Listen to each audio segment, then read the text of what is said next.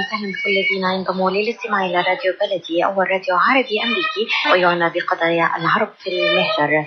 برامجنا في راديو بلدي كل يوم جمعة من 8 وحتى 9 صباحا في بث حي ومباشر عبر WNZK راديو 690 AM. صباح الخير بلدي، صباح الخير لكل مستمعينا. Welcome to Radio Baladi, the first Arab, Middle Eastern, and American simulcast radio show. Radio Baladi is broadcast every Friday morning on WNZK 690 AM from 8 until 9 Eastern Time on Good Morning, Michigan. Our call-in number 248-557-3300. And now, stay tuned for the best radio talk show on Arab and American issues.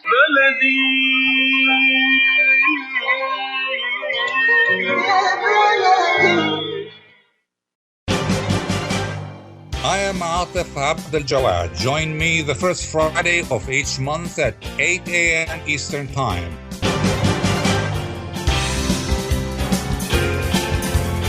I will be discussing some of the most important issues and events in the Middle East live on America's Voice of the Arabs.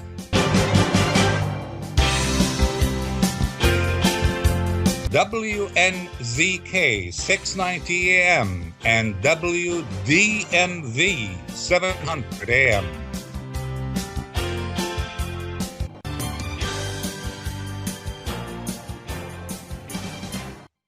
Good day, everyone. In a few days, we'll say goodbye to 2023.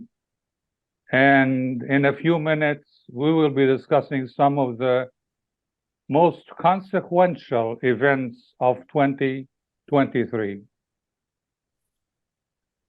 To do that, we have invited two distinguished guests and experts who will help us identify and select and discuss some of those events.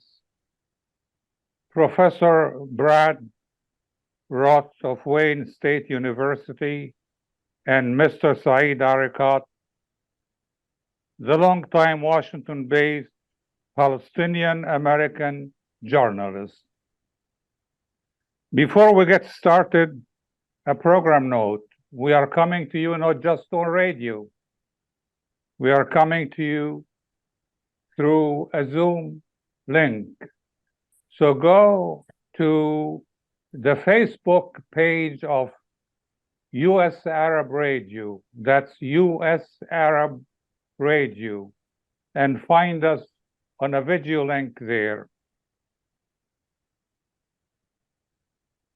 Now, I would like to ask our two distinguished guests to select the three most important events from their point of views in 2023. So I would like our guests to list them just as headlines and just tell us the criteria why they decided to select those three events, and then we'll take it from there. We will discuss the details later on throughout the next hour. Let's start with Professor Roth and his list. Thank you. Well, I think it's fairly obvious that the events following from October 7th are the main headline. I think this is an extraordinarily set of events that has taken place, not just in the entire history of the Israeli-Palestinian conflict, but more globally with respect to questions of violations of the laws of armed conflict, the divides in the international community over this question, and what it has to say about America's role in the world going forward as well. So that I think is the crucial headline. Donald Trump's resurgence in the polls in the course of this year, I think, is another major thing to focus on. There had been a moment in which it might have appeared that Trump would be overcome even within the Republican Party, perhaps by Ron DeSantis, that people were getting tired of the kinds of social divisions that Donald Trump was responsible for, or at least giving air to in the United States. I think that oddly enough, the 91 criminal charges against him have created a kind of rallying around his candidacy at this point, and now he is effectively the unchallenged candidate for the Republican Party and leading in the polls going into the election year. So that, I think, is quite crucial, will have very serious ramifications. And then also the deterioration of support in Washington for the Ukrainian cause, for reasons of bizarre political machination on the part of the Republican Party, not particularly caring one way or other, I think, about what happens in the Russia-Ukraine war, but using this the control over military aid as a form of leverage against the Biden administration. So those, I think, are the three most significant events. Mr. Arikat. Yes, good morning to you, and good morning to everyone listening, and of course to Professor Brad. You know, I like to say that it's probably the most important headline is Gaza, Gaza, Gaza. You know, it is just too dramatic, too present, too omnipresent, something that you cannot escape. And it is really very decisive, very divisive for the world. I mean, it has proven to be quite divisive. We saw how the United States is really basically isolated because of, internationally that is, because of its policies towards Gaza and towards this war, and in support of this war, almost, total support for total war on a besieged population.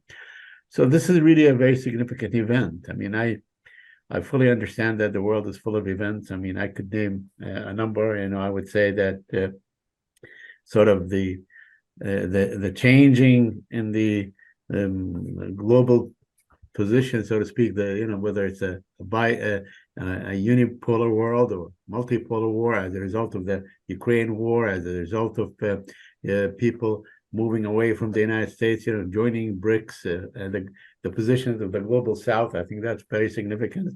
I don't believe that we will ever go back to a unipolar world as it was. All these events, whether in of course, the ongoing carnage in Gaza or the war in Ukraine, that is obviously, maybe being scaled back a little bit, but it still remains in the news.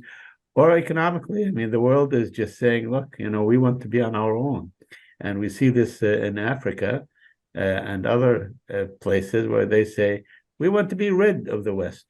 We don't want the West. The West is hypocritical. The West speaks with a forked tongue. The West treat us so badly, and so on. And domestically, I would agree with Brad that the resurgence of Trump this strongly, I mean, it speaks volume of the broken system, the political process in the United States. I mean, we look into an election coming up in 2024. And really, I mean, they don't have much choice, so to speak, much choice in the positive sense, saying that I can have, I can pick this or pick that and so on. There's a great deal of anger and disconnect in the Democratic Party. There's absolutely, no harmony whatsoever between the base and between those, the establishment and the Democratic Party. And the Republicans are just completely unhinged. I mean, they're all over the place.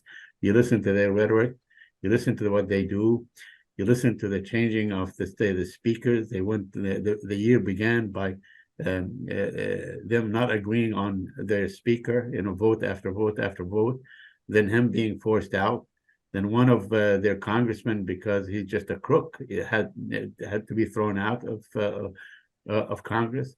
So these are the major three themes that come to mind. Okay, so let's summarize now between the the two of you, we have the war in Gaza. Dr. Roth emphasized the attack on the 7th of October. He emphasized that Trump is leading despite his multitude of indictments, and also he emphasized the deterioration of the Ukrainian aid. Mr. Arikat emphasized the war in Gaza as well, but from a different angle. He talked about U.S. total support for Israel. He talked about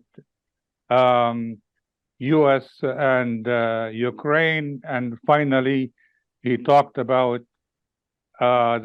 what seems like a breakdown of the political system domestically here in the U.S. So let me pick up the thread here and go back to Professor Roth. And here is my question about the October 7th. Even though the attacks on Israeli civilians on October 7th are horrifying, but a lot of people would say history did not start on October 7th. So why nobody in the US or in Israel or in some other places wants to talk only about the root, what happened on October 7th? Why don't they go back to the root causes for what's happening in Gaza today? Professor Roth. Well, first of all, of course, when you say nobody, you're being rhetorical, and obviously there's been a substantial reaction in many sectors in the United States to this, but there is, of course, a general way that the media have focused on the conflict over a long period of time.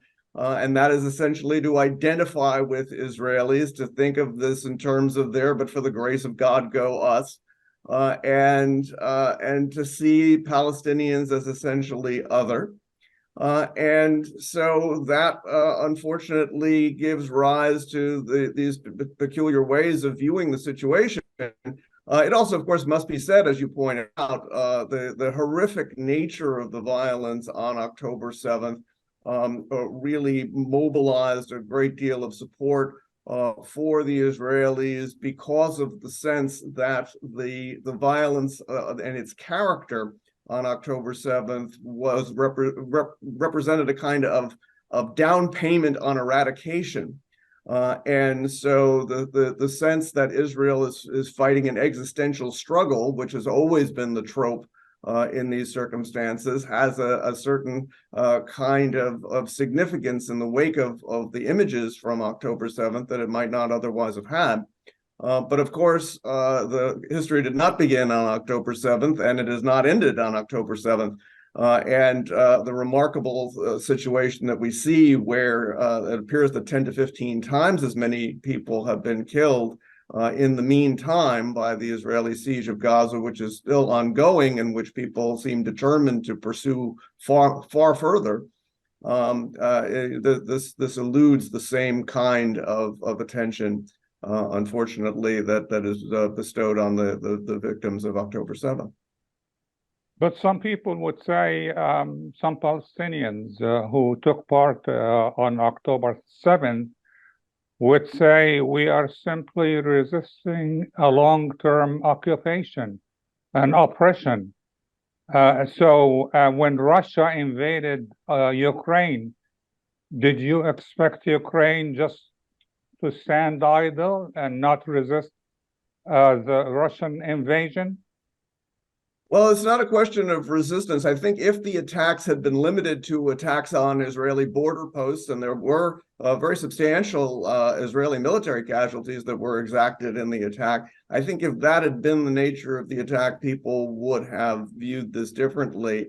But the much more wide-ranging attack on the civilian population really casts this in a different way. And one always has to distinguish, and from a standpoint of international law, particularly, one distinguishes what we call jus ad bellum from jus in bello. That is to say, the justifications, the recourse to violence on the one hand, and the character of the violence on the other.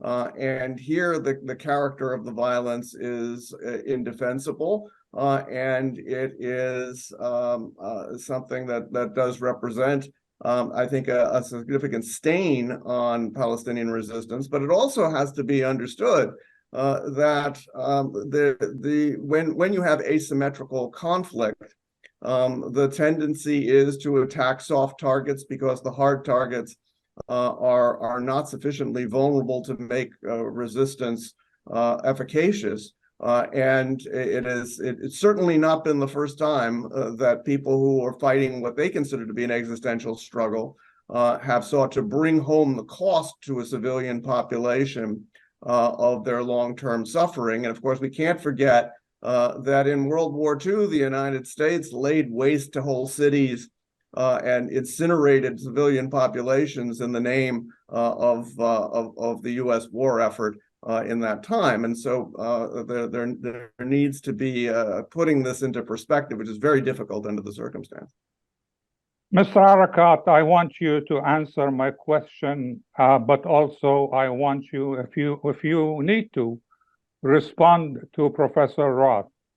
And in the meantime, two questions, in fact.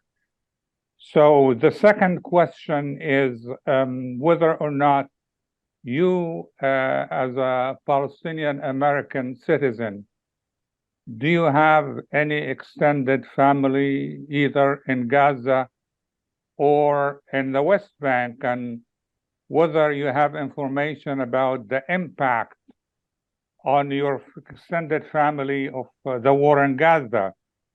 But my main question is, and you can combine them both, President Biden describes the Israeli bombing of Gaza as being indiscriminate, and I'm quoting him now. So had it been Russia or some other country, Mr. Biden would have sanctioned that country, would have cut off or reduced U.S. aid to that country. Why does the U.S. continue to aid Israel? So you have plenty of questions here. Indeed. Well, let me begin where Brad ended. First of all, I mean, he said something that in a symmetrical war, you go after soft target and so on. The truth is, Brad, they did not go after the soft target. I mean, they went across one of the most surveilled pieces of real estate on earth. I mean, that's what Israel calls it. That calls the border with Gaza the most surveilled anywhere in the world, the most sophisticated equipment and so on, impenetrable. I mean, they have all kinds of polemics. They spend $1 billion building it and so on. They did have the Gaza brigade or Gaza division. That's what they called it. They described it time and time again as the crackest of all crack units anywhere in the world.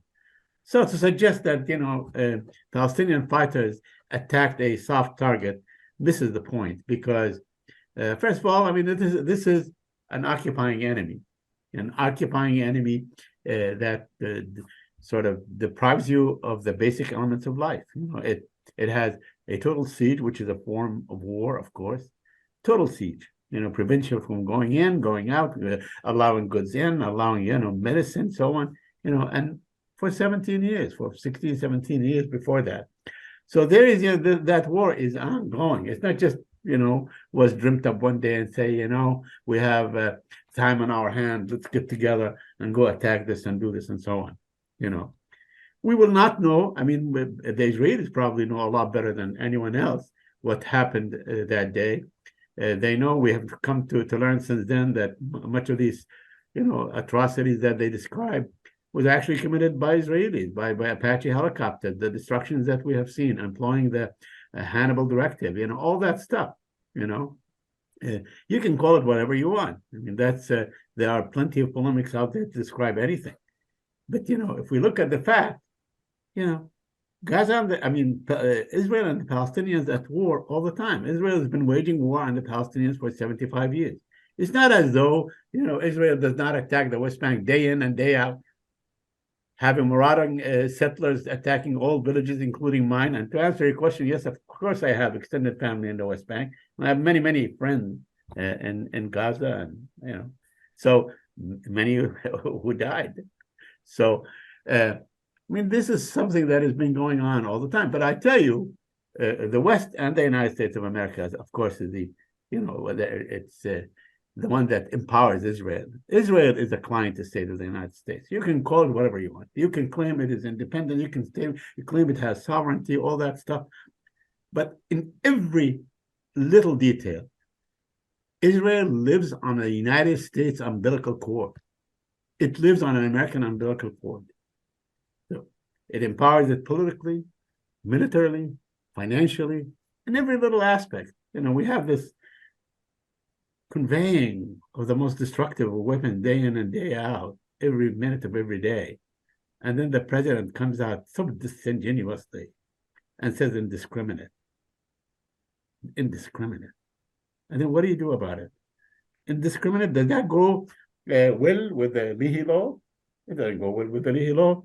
You should stop it right away if you believe that it is indiscriminate. Unless, you say indiscriminate, but yeah, go ahead. Use all the bombs that you want. So one, can speak a lot about what really happened. The fact of the matter that Israel wages war on the Palestinians, on Gaza in particular, almost every other month. There's not a month goes by without some strike on Gaza. Why is that fine? Why is that so fine? The West is, hypocritical. The West has, it was very clear that they have double standards when it comes to the Palestinians. Palestinians have been completely dehumanized in the Palestinian press. And much of that, of what happened on October 7th, as if, this had never happened anywhere, as if the Palestinians have not been at the receiving end of this, massacre after massacre in Lebanon and Palestine, many other places and so on, due to Israeli aggression. And just basically to say, you see, they are animal humans, as the Israelis called them. They're not worthy of living. There are no civilians in Gaza. Over and over and over and over again. So no, it did not begin on October 7th. And I can assure you it will not end when this war ends, because, you killed 19,000 Palestinians. 70% are civilians and children, kids, babies, and so on. And you expect the Palestinians not to hit back? There will be generations that will go on hitting back. This is really how blind Western approach to the Palestinians, to the Arabs, to Muslims, to the global South, to the third world, and so on. As has always been. Our life is more important than yours. Therefore, we can, say you are savages. You have committed this atrocity. It's exactly what white Americans did to Native Americans. They're savages. You can kill them, in droves, in numbers, in thousands, and hundreds. So, this is where we are today. We keep hearing things that, just boggle the mind. On the one hand, they say, we want to listen. We want to listen to the number of civilians killed. I ask this question day in and day out in the State Department. So what's a figure? What's an acceptable figure? Which obviously, whatever the United States says in its, saying, okay, we want to take it easy on the civilians, but then it allows it a political margin, a political space to do exactly the opposite of that. We saw this so clearly, so starkly last Friday in the UN Security Council. 13 members voted for a ceasefire. 1 member abstained, and the United States of America vetoed it. You know how many people have been killed since last Friday? Have there been a ceasefire? So that's really where we are. I don't want to go on and just... Okay, Mr. Arikat, we're going to continue our discussion. We're going to take a quick break. And when we come back, I'm going to ask Professor Roth about the two-state solution. When we come back. ZI brand Quality products from our family to yours. Ziad Brothers Importing offers the finest quality products, including brands like Sultan, Kraft, Nestle, Hook, Rico Picon, Donna, and many more. Ask your retailer to carry these fine products because you deserve the very best. For more information, visit our website at www.ziad.com. That's www.ziad.com. Ziad, quality products from our family to yours.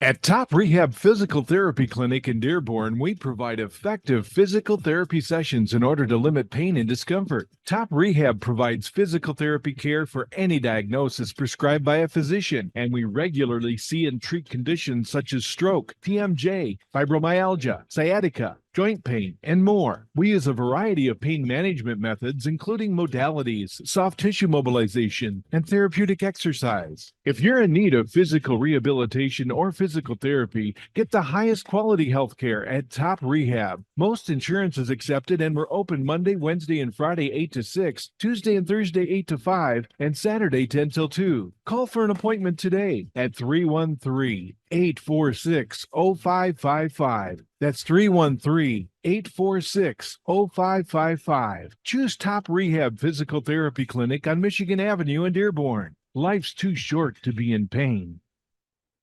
Are you going to start a restaurant or a grocery store soon? Do you need floor plans and designs? Call Najee Abood at 734-744-9796. Do you want to buy kitchen and restaurant equipment at discount prices? Call Najee Abood now, 734-744-9796. New Concept Products and Design, the trademark of kitchen equipment. 5% discount on all purchases of $75,000 or more. New Concept Products and Design, new location, 31185 Schoolcraft in Livonia. Learn more at www.newconceptproducts.com. Call Najee Abood, 734-744-9796. With more than 30,000 successful in vitro fertilizations, IVF Michigan is now ranked as one of America's best fertility clinics according to Newsweek magazine. IVF Michigan fertility centers are the recognized leaders in high-quality fertility care. With locations in Bloomfield Hills and 9 other cities in Michigan and Ohio, IVF has experts in all aspects of the field. A founding member, American board-certified Dr. Nicholas Shama, is one of the leading reproductive endocrinologists in Michigan and Ohio. He has performed over 20,000 successful IVF cases, and it's helped thousands of couples fulfill their dreams of parenthood. When it's time to get personalized care from Dr. Nicholas Shama at one of America's best fertility clinics, call IVF Michigan Fertility Centers in Michigan and Ohio toll-free at 855-952-9600. 855-952-9600. As the weather gets colder, it's a good idea to layer up with scarves, hats, and mittens. Another layer of protection this season is to get your flu and COVID-19 vaccines. You can get both vaccines at the same time. Talk to your healthcare provider or learn more at michigan.gov/COVID-flu-RSV and layer up for some added peace of mind. A message from the Michigan Department of Health and Human Services.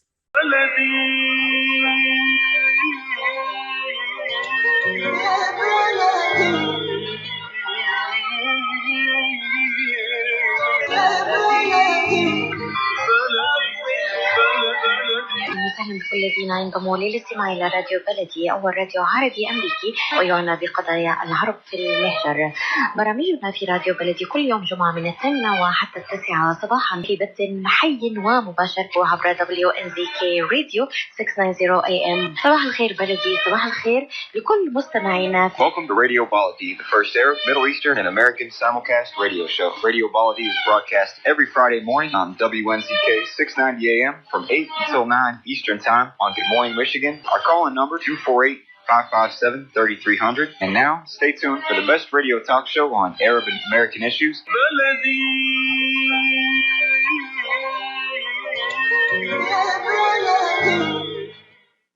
Welcome back to our discussion on Radio Baladi. We are talking about most important events of 2023 as it winds down And Professor Roth, Israel or Israeli politicians at one point acknowledged that the two-state solution is best for Israel to keep its Jewish and democratic nature. Why that change of heart in Israel? Well, first of all, I wouldn't say that there is any genuine change of heart, because I think that the invocation of the two-state solution in the last few decades by Israeli leadership has really been a distraction. There was a time back in the 1980s when the two-state solution was proposed that the idea was to realize the self-determination of two peoples. And there were brave people within the Israeli political scene, such as Major General Madi Peled and the newspaper editor Uri Avneri, who established an organization to meet with the PLO and to try to work out ideas about how to actually realize mutual self-determination in the context of two states. That is not what the two-state solution has come to mean.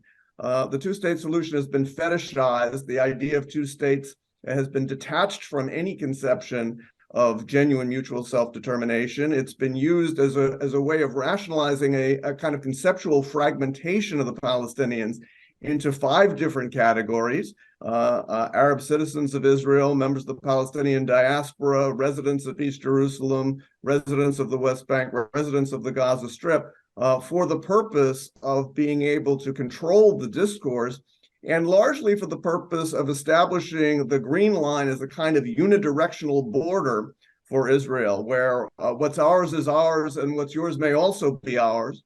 And the longer you delay in crying uncle, the less you're going to have to make what might be regarded as some sort of state or statelet. Once Israel has secured all of what it regards as its vital interests. And so the two-state solution has become a kind of an alibi, kind of a means by which the charge of apartheid could be deflected by saying that what happens outside the Green Line is not of the essence of the state of Israel. It's merely a temporary expedient. And yet temporary, of course, as we've seen, has been effectively permanent. And I see essentially no commitment to any kind of two-state solution in any of that rhetoric over the last generation. So I don't think that actually there has been a real change, simply a rhetorical opportunity now in the wake of October 7th to double down on what has always been the policy. Mr. Arikat, as you know, Hamas doesn't accept Israel's existence. So how can we talk about two-state solution when a major party, which is Hamas, doesn't accept the existence of one state? Well, I think Brad articulated the two-state solution, the status of the two-state solution very articulately and very clearly. And I agree with him 100%. I mean, this has been just something that you talk about to cover everything else that you are doing, So we say, and even though no Israeli really has come out to say clearly we accept the two-state solution, especially in the last, since Oslo. Maybe there was talk about it in Oslo. It wasn't very clear then. It was not clear thereafter, and so on, except, in statements by the United States or the Western countries and the Arab countries that submitted one peace initiative after another to say two-state solution, the magic word, that's the only way to resolve it, and so on. In the meantime, what we have seen is really the further entrenchment of an apartheid system. It's exactly what that is. I am from the village of Abadis, and I can tell you that the wall goes 26 meters high. It's huge. It's or 20. Something like. You can't do anything. You can't. It separates families. It separates cousin family, from her mother's family, and so on. So this is something that the Palestinians have to endure day in and day out. I mean, everybody's focused on Gaza. There is a war that Israel is conducting in the West Bank. I mean, yesterday they stormed the Jenin camp time and again, and there are all kinds of pretexts, but they do it. You have marauding settlers that attack Palestinians everywhere, make life miserable everywhere, and so on.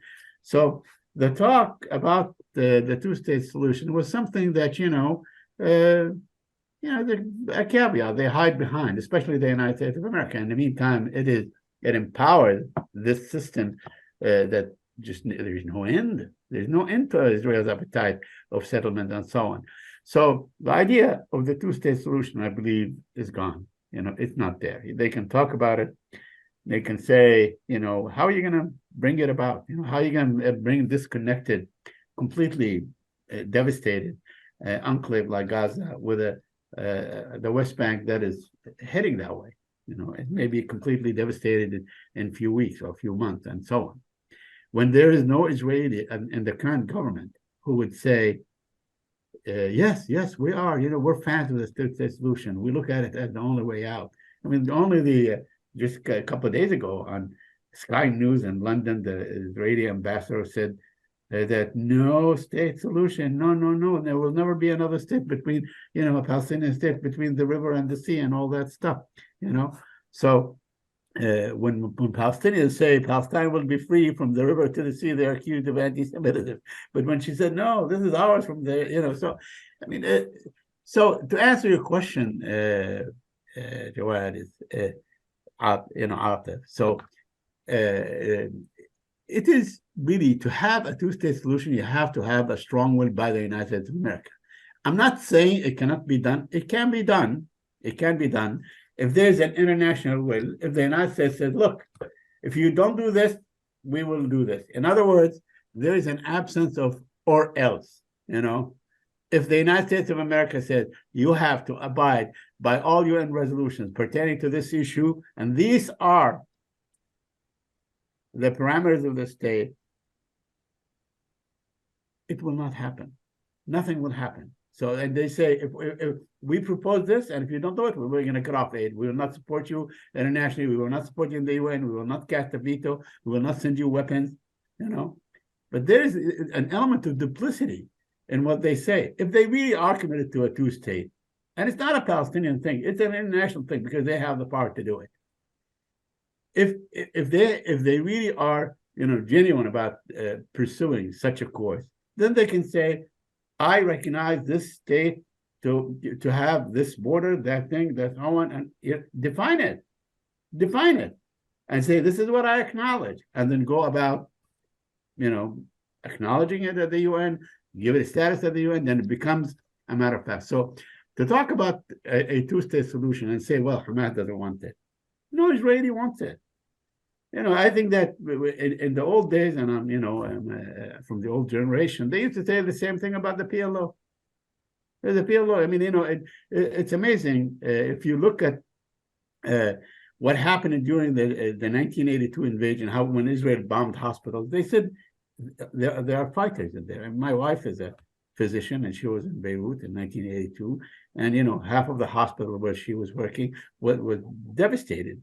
She survived, but many of her colleagues did not. And they said there were fighters in there. So it's an old story. They keep saying it over and over again. The PLO refuses. The PLO is a terrorist organization. Hamas does not acknowledge us. Only a couple of days ago, we saw that the Haniya was, I guess, the head of the bureau of Hamas, saying, look, we want a state. We want a state with Jerusalem as its capital. So you can't keep saying that, the reason we don't have a two-state solution is because Hamas rejects it. Professor Roth, I have a tough question for you.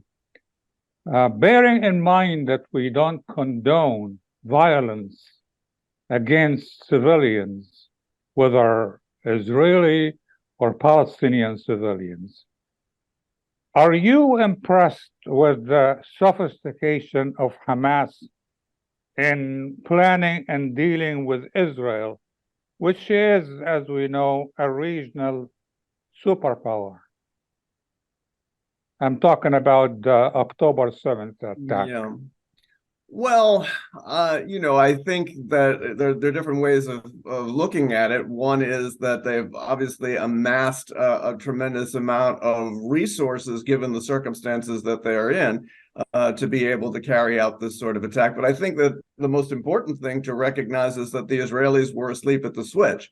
That the Netanyahu government, which of course has staked everything on the idea that it is the protector of the Jewish people, really became incredibly distracted. They had warning that this was going to happen, but they were overconfident and fixated on pursuing other agendas, and very much weakening their own military preparedness in ahead of October 7th. And so I would focus more on the failure of the Israeli government than I would on Hamas's military prowess.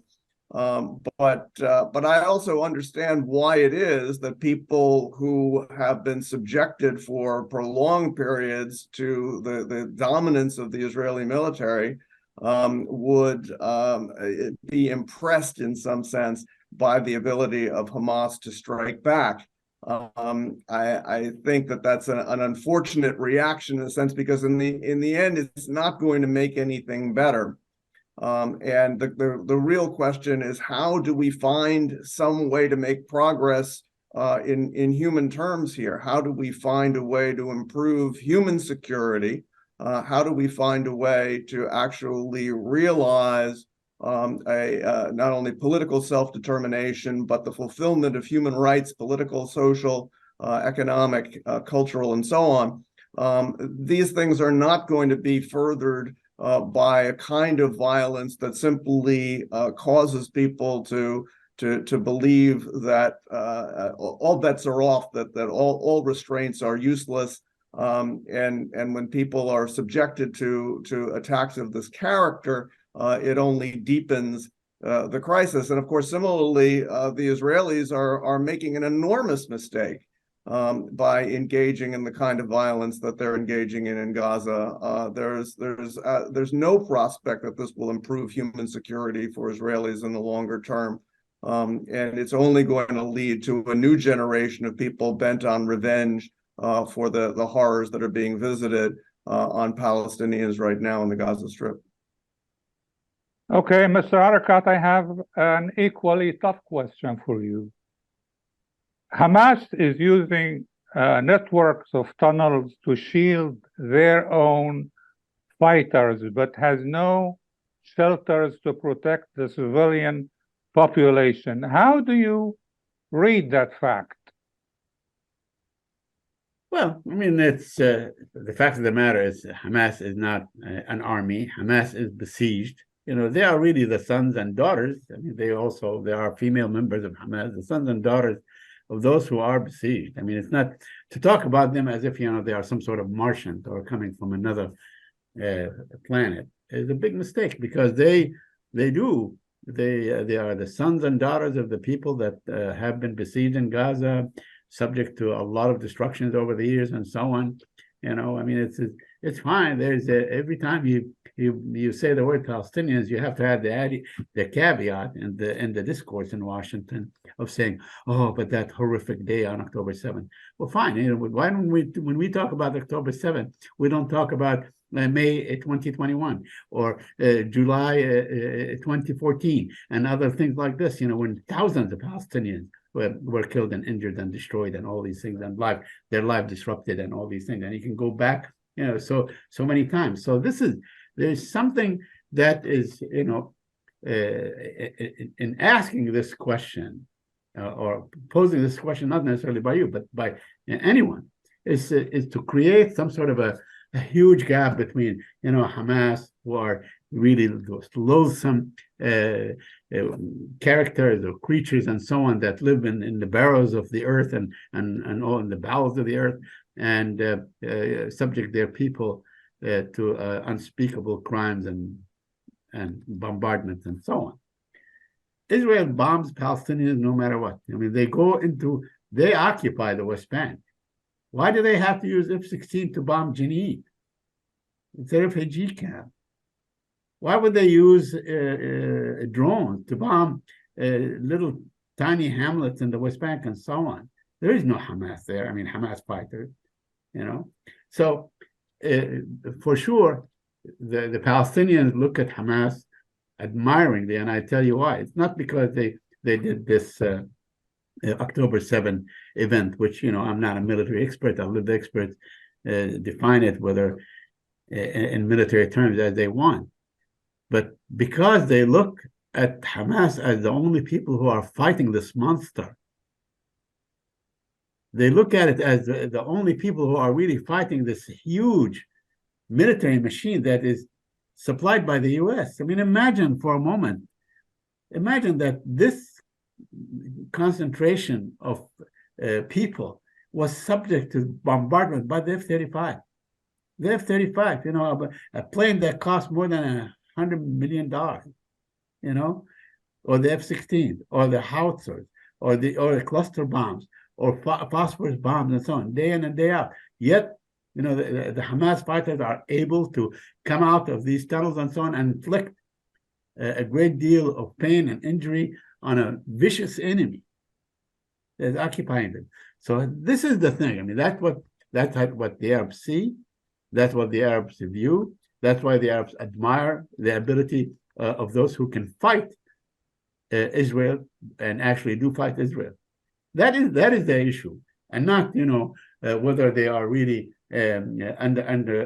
underneath the earth and leaving people being attacked and so on. And by the way, you know, this is an old trope when they talk about the human shield and so on. People talk about the human shield. The president of the United States talks about the human shield. The president of the United States, you know, keeps, you know, conveying the Israeli narrative almost on everything. But a human shield, let me just remind everybody, it was begun by Gandhi. You know, he used it as a method to fight the British and so on, and all these things. But really, what took it to its, you know, horrific level were the Israelis. They're the ones that created the human shield thing. They used to get the kids, the Palestinian kids, and you can look up all the footage that is available during the first Intifada, and put them on the Jeep, strap them to the Jeep so the other kids don't throw stones. So they're the ones that do that. It's not that, you know, as you know, being conveyed time and time again, saying that Hamas embeds itself in this building or that building and all these things. So, you know, Israel goes in every day in the West Bank and takes over homes with people in them and starts sniping out of the windows from mosques, from every places. So we have to speak knowledgeably on these issues. Thank you. Okay, we'll go for a quick break, and when we come back, I have another tough question for Professor Roth, and that is, why should Israel, out of all countries, want to be an occupying force? When we come back. شو هي الحياة؟ إني كون دفيانة ومو خايفة. إني أعيش بقية حياتي بكرامة. آكل أكل زين وأشرب مي نظيف. إني أعيش سعيدة ولو كنت يتيمة. إني أحس بالدفى والأمان ويكون لي مكان أعيش فيه بعد ما اتهدم بيتي. منذ 30 عاماً ومنظمة الحياة للإغاثة والتنمية، والتي تم اختيارها من بين أفضل 9 منظمات خيرية حول العالم لعام 2022، تساعد المحتاجين ليعيشوا حياة أفضل دون النظر إلى عرق أو لون أو جنس. ساهموا معنا في مد جسور الأمل لمن يحتاج من خلال التبرع مباشرة عبر الموقع www.lifeusa.org أو على الرقم 1-800-827-3543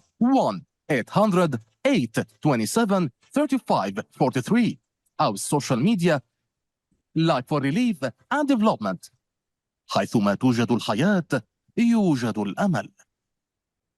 Get ready for an amazing experience at Ishtar Restaurant on 15 Mile Road in Sterling Heights. Enjoy excellent hospitality from owners Ali Al-Baghdadi and Fatty Bonham, serving the best in Mediterranean food. Try Chef Ali Al-Baghdadi's famous shawarma, the best Iraqi grills and food, and the best Arabic and international dishes. Dine in our authentic atmosphere or take out. Call 586-698-2585 or check us out on Facebook. Ishtar Restaurant practices all CDC guidelines and is open every day 11 a.m. to 10 p.m. Have an amazing experience today at Ishtar Restaurant, 3625 15 Mile Road, Sterling Heights. When you're looking for the best in optical care, Dr. Imad Nakash is your doctor to see. With years of experience and thousands of successful procedures performed, you can trust your eyes to Dr. Imad Nakash. See Dr. Imad Nakash and his professional staff for your eye care needs. There's 2 locations to serve you. In Hazel Park, call 248-336-3937. 248-336-3937. In Rochester Hills, call 248-299-3937. That's 248-299-3937.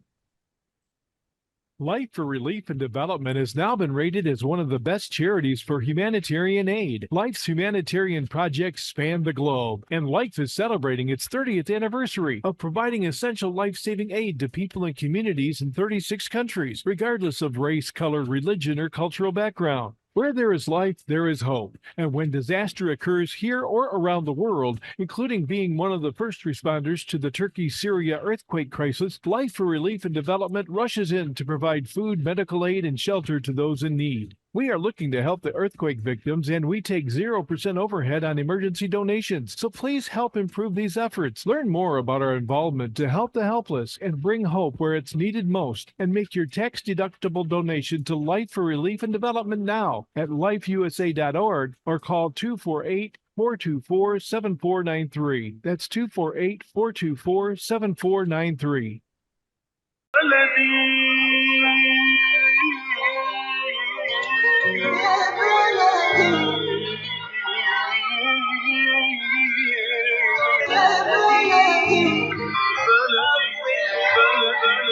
وسهلا بكل الذين ينضموا للاستماع إلى راديو بلدي أول راديو عربي أمريكي ويعنى بقضايا العرب في المهجر.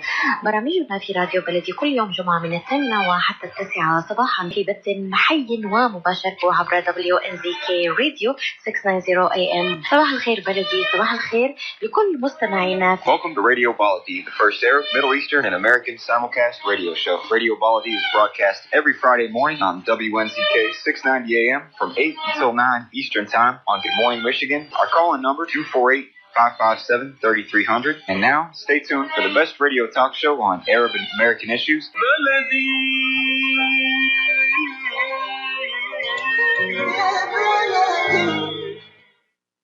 Welcome back to our discussion on Radio Baladi. We are talking about events of 2023, even though we have so far been focused on one big event, and that is the war in Gaza. But my last question, and it's another tough question for Professor Roth, is that Israel has a powerful tool to protect itself and the occupation. The question is, why should Israel want to be an occupying force, given its history, the history and suffering of the Jewish people since the Holocaust? Yeah, I think this is a very good question. I think it pertains to a combination of reactions, actually, to the Holocaust that have an odd relationship to one another. You have, on the one hand, this intense sense of Jewish vulnerability, which is something I think that's very difficult for Palestinians and other Arabs to really be able to imagine, given the kind of forced projection of the Israeli state against Palestinians. But the sense that Israelis are always on the verge of being eradicated is a mentality that comes out of the Holocaust. It's a mentality that comes out of the sense of the fighting for a foothold in Palestine, and one can unpack all of the different aspects of the history leading up to the formation of the State of Israel. Also, of course, the sense that the Jews from other parts of the world, including many Middle Eastern countries, were driven out and have only one place to call home, which is Palestine. And so there is this sense of the world being against them and them needing to do whatever is necessary to fight for their foothold, because no one will protect them if they don't protect themselves. So you have that sort of mentality, and that sense of vulnerability goes then hand in hand with people who have a genuine will to power for various reasons, because although there is this very strong universalist strain among Israelis and among Jews around the world, there's also a rather unacknowledged ethno-nationalist strain as well, one that does not regard non-Jewish life as having the same sort of status in these circumstances, which is willing to subordinate the interests of others in the name of some conception of greater Israel. And those people are able to play upon the sense of vulnerability of others who simply want to exist and be left alone. And that combination has driven Israeli politics. It's also, one has to recognize that the right wing in Israel can capitalize on the fact that Israel made itself more vulnerable by concessions to the Palestinian Authority, by allowing PLO forces to establish themselves in the territories. That actually led to an increase in violence against Israeli civilians for various reasons, and it's a complicated story. But the way that complicated story gets simplified by people on the Israeli right is to see that any let up in a position of dominance vis-a-vis the Palestinians only creates existential threat to Israeli civilian populations. And so that, I think, is a trump card that people on the right within Israel are able to play very manipulatively, I would say, in order to essentially rationalize what has been a project of conquest and domination in the territories. Okay, I have 2 minutes left, and one last question. Try to squeeze a question about Trump. And I want you both to answer the question. How do you explain the fact that Mr. Trump is ahead in the polls despite several indictments? Let's go for Mr. Arikat first. Well, I think the simple answer is that the country is moving right-wing. This may be the case that people are becoming more conservative. They look at the last 4 years and they believe that they are not better off, and therefore it's time for an alternative.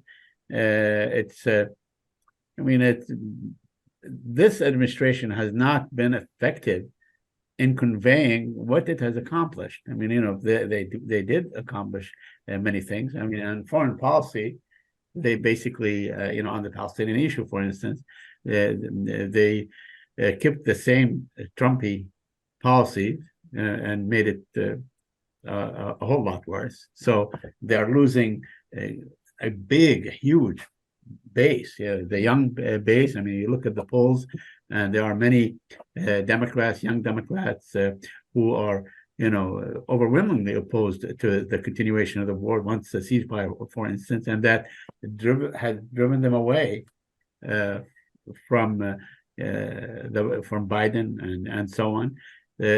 Also, it has not been able to convey what it has done economically and other things and so on. It has not been able to resolve issues like immigration. The immigration situation now, despite all the rhetoric, is a lot worse than it was several years back, and so on. There's a disconnect between the different forces. The country is completely, divided on many issues, and that gives someone who is very divisive, like Trump, gives him a great deal of space to work on these differences and basically, market himself as such. I think that the country, in that respect, politically, is in trouble. Okay, Professor Roth, the same question, please. A brief answer. Well, I agree with all of what was just said, but also I would say that Trump is a master in the mobilization of resentment. That there is this phenomenon where many people feel that elites are telling them that the way that they've always lived their lives is not good enough. And that's sort of a through line on a whole series of issues, whether it has to do with climate change or race or gender. There's a whole range of areas in which people find themselves to be insecure and disparaged and scapegoated and menaced. They feel by essentially metropolitan professionals and cosmopolitan intellectuals, and the Biden administration represents that in many people's eyes. And so by playing on people's resentment of that sense of disparagement, Trump is able to get a very long way, and the Biden administration has not found a way through this, notwithstanding the fact that many of the economic policies of the Biden administration have actually been ameliorative of the conditions of the very people who resent the Biden administration. So it's a paradox. Okay, Professor Brad Roth of Wayne State University, thank you very much for your contribution. I also thank Mr. Saeed Arikat, who is a long-time Washington-based Palestinian-American journalist. Thanks a lot. Ladies and gentlemen, I will see you again the first Friday next month. Have a good weekend. Goodbye.